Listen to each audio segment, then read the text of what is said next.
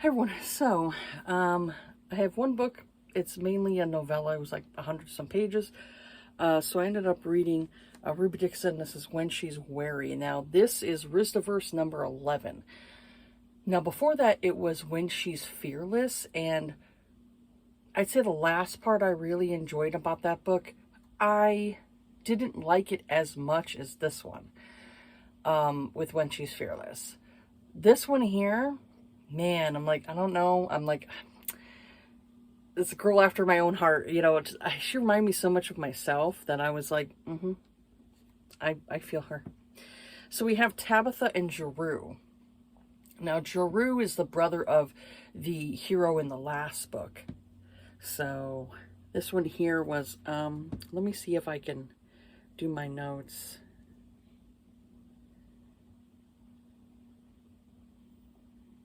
Yeah, there was a part where she goes, I'm smiling a little inside even as I say it because I know he's going to tell me anyhow. I kind of like that I can be absolutely brutal with this guy and he doesn't take it to heart or get offended.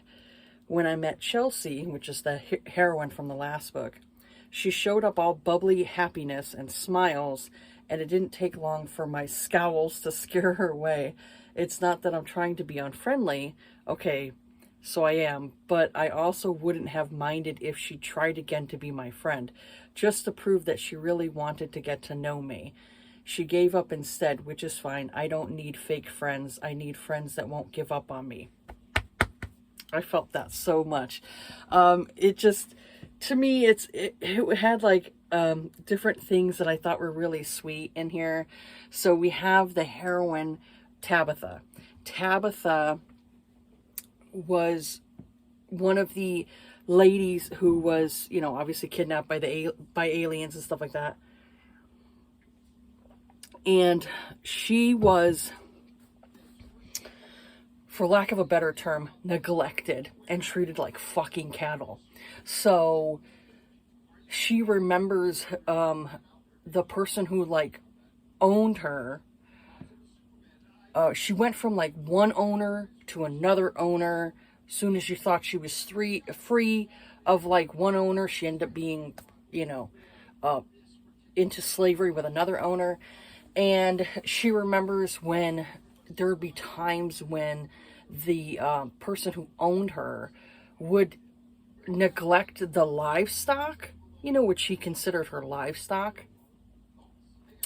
And the owner would end up going off for like days on end and leave the animals neglected and her neglected, and she'd be like drinking dirty water, whatever she could get her hands on to try to drink something because she was thirsty. As with humans, we could survive how many days without food, but we cannot survive without water.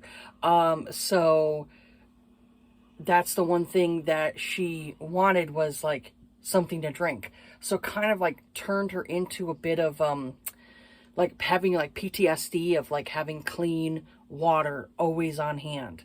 So she'd get like, sometimes she'd get nervous and she'd like, drink like a tall glass of water, and I feel that, I definitely feel that. Yeah. And so when she's on this Rista planet, she's like basically like like one of those neighbors where it's like, get off my lawn kind of thing. She fortifies her whole property, like anybody comes onto her property, there's traps, there's things like that. And I'm like, I love this girl. I love this girl. She's cautious, she's overly cautious, and I don't blame her at all. So she ends up hearing something at night, and she goes out to investigate, and it's this cat-like creature, which is Jaroo. He's a Praxian, and she ends up seeing him laid out on the ground because his brother and I can't remember, Harusek, I think his name was Harusek, I think him and his lady there, his woman, Chelsea, are getting it on in the house next door, and she used the noli stuff, noli, I think it's noli, the Noli stuff, which is essentially catnip, and it's making him like crazy. And so he was out in the barn, and he's like, man, he's got like a huge, boner. And so he's like, maybe I can go over to the neighbors and kind of get some relief or something like that. So he ended up taking this stuff, which was like a root, where the person who owned the shop in the town had said, oh, you could take this. It's kind of like a counteractive thing. Doesn't work. All it does is make him sick to his stomach. And so he manages to have her give him some water. And so she goes and she gives him water, and she has like this stun gun, or like this stun stick, and zaps his ass with it. Fucking hilarious. I loved her. She was so funny. So one of the things I loved about him is that he loved her smell, and he'd always like say something to her to like, say like, oh, you smell so good, kind of thing. And I love the fact that he was very patient with her, because she did not want anybody near her, which I can understand where the author was coming from. The author said that she adopted like a cat, and cats can either go one or two ways. They can either be very like loving, or they could be the type where they're like, get away from me, human, kind of thing, like, ugh, swat, like there's two ways of cats, because my grandmother had how many cats, so they had that type of personality where, it's like they'd be, all lovey-dovey, like, oh, let me curl up next to you and let me rub against your leg, kind of thing, and the next minute they're like swatting at you, and you're like, why are you swatting at me? I fed you, stupid. So there were things that were just funny to me in here. So he grins at me, showing long sharp teeth that somehow don't scare me like they should. He says, but I will absolutely be back, fragrant Tabitha. Are you saying I smell? That's the second time he's called me fragrant, now that I think about it. Oh yes, he says, and he's purring even louder. You smell quite lovely, and even though I hate myself for it, I blush a little. And I'm like, yeah, I definitely, like, her character was definitely me. I'm that type of person where I'm like, it takes a little bit. There's this type of people where they want to get to know you, but I'm always very wary, hence the book. I'm very wary of certain people. So I always have my guard up. And if you really want to get to know me, it takes a little bit. You have to kind of like warm me up, kind of thing, for me to have a connection. Otherwise, I don't connect to a lot of people. What was it? I like this one part where she says, it's my turn to pick up the conversation again, but my tongue sticks to the roof of my mouth. I can't think of anything to say to him. I want to keep this easy, casual conversation flowing, and yet I don't know how. Please be my friend. Please be someone that's there for me. And it's like, that's the struggle of an introvert. She's definitely more introverted, and, has her guard up, because, can you blame her? Can you blame her for having her guard up, for being scared of like the other aliens that are on this planet, not knowing if they're friend or foe, so I can understand where she was coming from. So a lot of times in the Rizdaverse, I hate when that happens. The stupid Goodreads app clock got off of my iPad. So, as with this series, a lot of this series, there usually is like time jumps, which I can understand where she's coming from. It's a novella. You want to progress the story. So, 5 months go by where he's kind of like, keeps going to her, and he gives her like supplies and different things like that. And they kind of like, they slowly form this bond. And they, are friends first. And I like that too, that we're friends first. And it was just a really sweet, story of like, you hear a little bit of her backstory, and and that's why why she's the way she is. But also, it's a sweet little romance where he was like, loved her smell, but then he loved that she was like, had a little bit of an attitude with him, and, kind of like she was feisty, he loved her feistiness. So I really liked that one. I'm going to see, are there any other highlights I had that I really liked? Let me go into my highlights.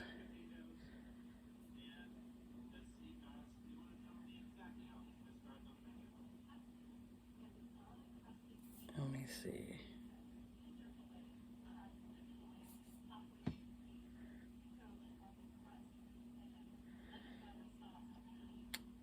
Oh, there was a part in the book where it was after how many months of like him being friends with her that he hears like there was somebody that was going to come by and check on like the equipment she has. And so it was just funny because he has become territorial now, because he's like, well, she's my woman, even though they haven't kissed and they haven't like really, done anything else. They've just been friends and, all that stuff. And then she gets to the point where she allows him to move in, and they're kind of like, sleeping in the same bed, but not like going all the way kind of thing.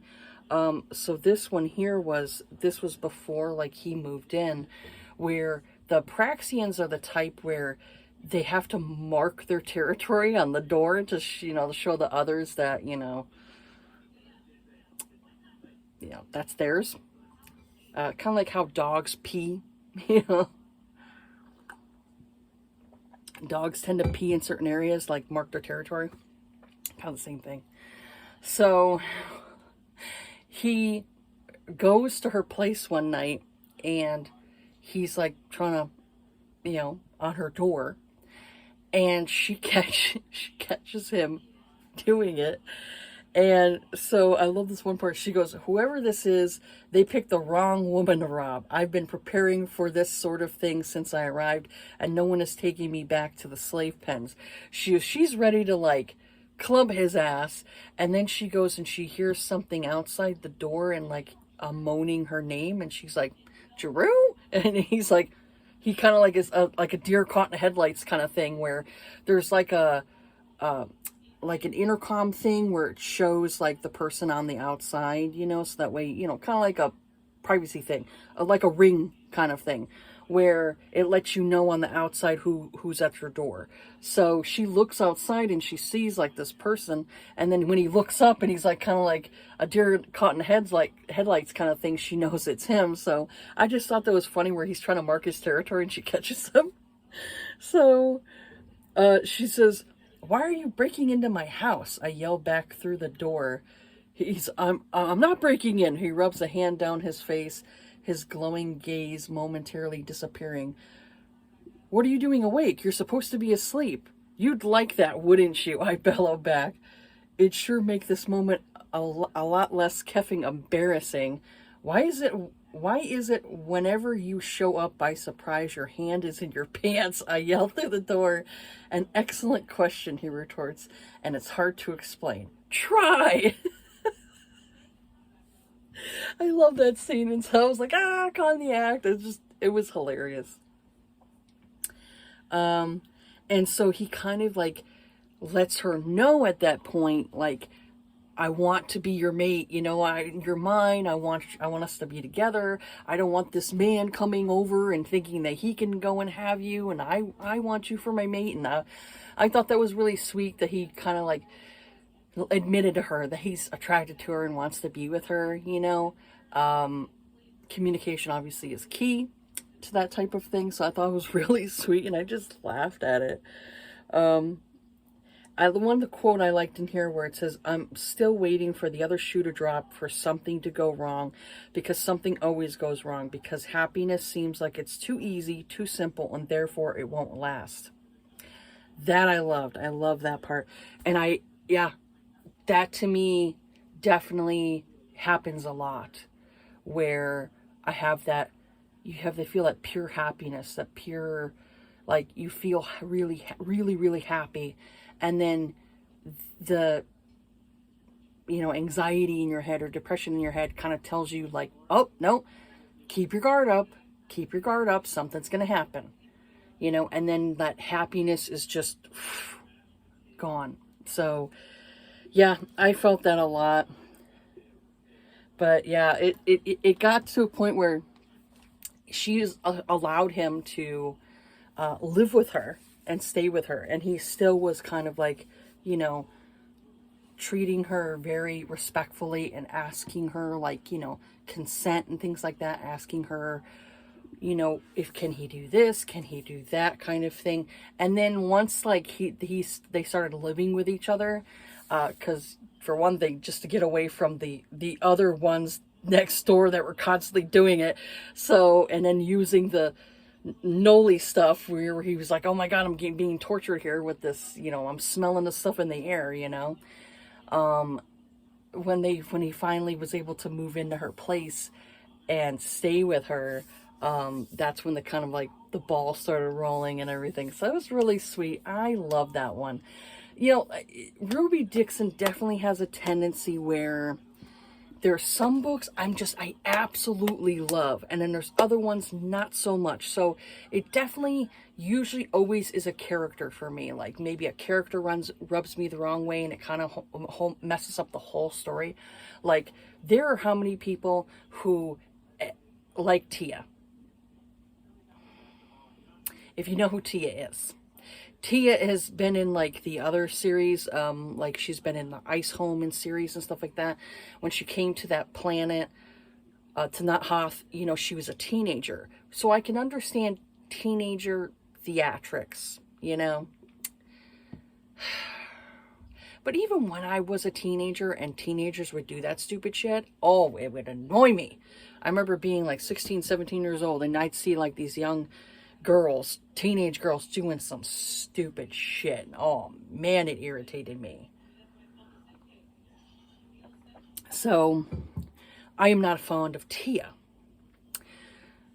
So I cannot wait until she has her story so I can stop hearing about her, because can't stand her. It was like be shit, Bridget. It was like be shit. Could not stand her. And I laughed when she would get mad, and because they didn't know how to pronounce her name, because they had trouble with the R's and G's, the Masaka men, the blue aliens. They had trouble with those types of rolling, with their tongue and stuff like that when it came to the R's and G's. So it was Bishit. And she was like, stop calling me that. And I'm like, girl, it's a different culture. You need to respect the culture, and to respect that English is not their native tongue. Therefore, they're not going to say things the way you want them to. So shut the fuck up, you dumb bitch. So, I could not stand Bridget. Cannot stand Tia. Cannot wait for her story to come out so then I can stop hearing about it. So, there are how many people were like, oh, Tia, she gets so much hate because she's a fucking game player. Can't stand that girl.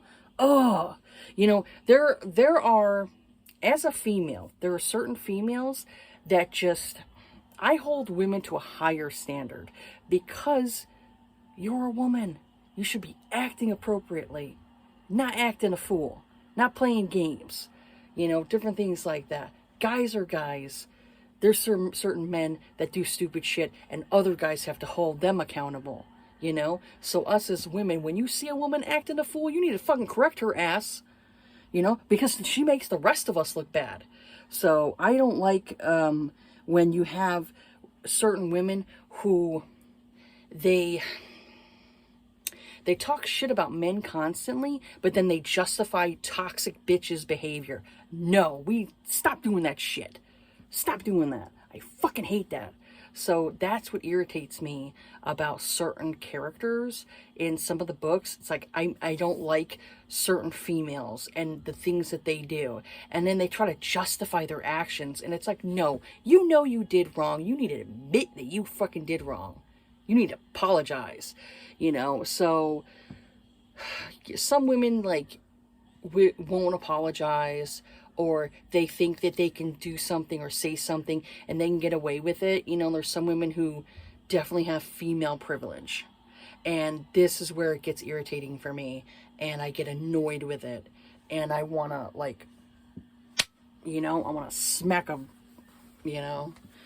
smack a bee, because you cannot go and get away with stuff. That's not equality. To be above a man is not equality. You wanted equality, right? Well, equal crime does equal time. You go and do the same crime a man does, you should get the same amount of time as the man does. All that stuff. And there's a lot of women who get away with shit. When people try to act like, when you got women who are like, oh, we're so disrespected here. Really? In the U.S., do we have to sign up for selective service when we're 18? No, men do. We don't have to. We never have to go to war if there's a draft. So shut the fuck up. So it just irritates me when I see different women in the groups and stuff like that, like for Ruby Dixon groups and stuff. I had to leave Ruby Dixon groups. I can't be in Ruby Dixon groups because there's women who read the books and they give excuses to the toxic female characters. You ain't doing that in my house. So I don't like that. So it's either I get in an argument with a woman on Facebook on how she's a fucking idiot for, liking this one character, or I don't be involved in the group. So I'd rather not be involved in the group. So I'm that type of woman. I will call a bitch out. I will call her out on her toxic behavior and say she's toxic. And this is why some women don't like me, because I call it out. And, I'll get like things like, I have certain things that have gotten flung at me over the years. One is like, I'm a pick-me girl. Then the other one is, you've been brainwashed by men. Okay, so I'm stupid, right? Women are so smart. So, we could be running the world, right?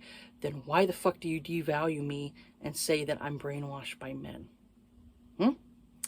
And then the next one is internalized misogyny. Love that.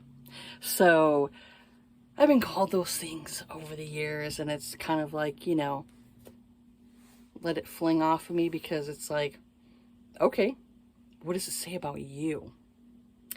There's that, there's a quote years ago, I can't remember it correctly, where it's like, when the debate is lost, slander becomes the tool of the loser. And so whenever I've gotten in an argument with women, they always go to the looks thing. You're ugly, your hair is thin, you don't know how to apply makeup right, you look like a man, that type of thing. Women always fling insults when they aren't getting their way in an argument. I've had how many women do that to me? This is why I try not to argue with people like on Facebook and all that stuff. That's why I'm like, I had to leave those Ruby Dixon groups, because some of the females. So there's certain characters I just don't like. I will never like them. And I will not put up with this heroine's behavior. If in real life, I would not put up with that person's behavior.